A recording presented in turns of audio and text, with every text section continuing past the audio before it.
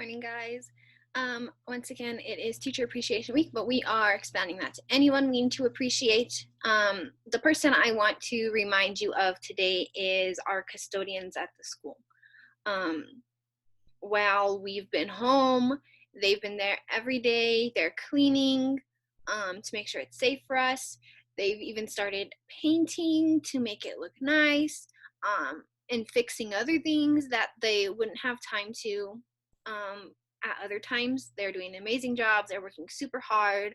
I'm going to show you what my sink and counter looked like. So if you remember, that wall behind that sink was covered in paint splatters, and look at it now. It's so nice and white and pretty, and that's to them. So I am definitely appreciative of what they are doing.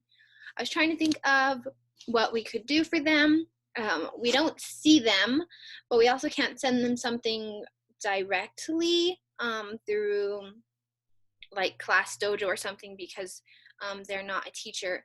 So what I'm thinking is if you'll just make a drawing or video, your choice, saying thank you, that you appreciate them, then you can email it to me at my school email, mcurbs@llschools.net. I'll put it on here on the screen. Then I can send those to Mr. Tiger and Mrs. Vita Montes and Miss Rosie in the office, and they can show them to the custodians. So if you want to do that, that would be great. I couldn't think of a better way to kind of share an appreciative message with them. So kind of simple, any drawing, any video, and then if you want to share it with them, send it to me at my school email, and then I will get it to the office. The office can share with those custodians. That's it for today. We're going to keep it simple. Tomorrow we will do an appreciation for, drumroll please, Mother's Day.